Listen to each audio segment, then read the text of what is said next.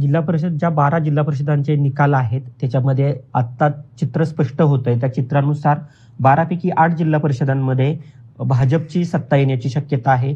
3 जिल्हा परिषदांमध्ये एकनाथ शिंदेची शिवसेना आणि एका जिल्हा परिषदेमध्ये अजितदादांची राष्ट्रवादी, सुनेत्राताई पवार याचं आता ते नेतृत्व करतायत त्या पक्षाचं. त्यांची म्हणजे पुण्यामध्ये फक्त अजितदादा येत आहेत आणि बाकीच्या ठिकाणी मराठवाड्यामध्ये आणि पश्चिम महाराष्ट्रामध्ये मोठ्या प्रमाणामध्ये भाजप आणि शिवसेना यांची सत्ता येताना दिसून येते. हे बदललेल्या राजकारणाची ही नांदी म्हणावी लागेल.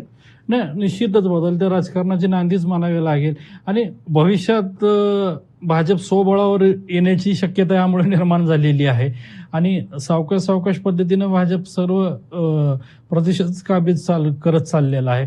विशेषतः यापूर्वीच्या काळात जर आपण बघितलं रोशन, तर एक चित्र होत होतं. पश्चिम महाराष्ट्रात राष्ट्रवादी काँग्रेसचा बोलबाला राहत होता, राष्ट्रवादी काँग्रेसचं मोठ्या प्रमाणात वर्चस्व राहत होतं. मात्र आता 5 जिल्ह्यापैकी जवळपास 4 जिल्ह्यात जर भाजपचा बोलबाला दिसत आहे म्हणजे की, आणि दुसरीकडे एका ठिकाणी म्हणजे की पुणे जिल्ह्यात मात्र अजित पवारांच्या पक्षांना मोठी संधी मिळाली. ह्या ठिकाणी बहुतेक करून अजित पवार यांच्या निधनाने सहानुभूती निर्माण झालेली आहे आणि त्या सहानुभूतीचा फायदा कुठेतरी अजित पवारांच्या पक्षाला या एका जिल्ह्यात झालेला आहे.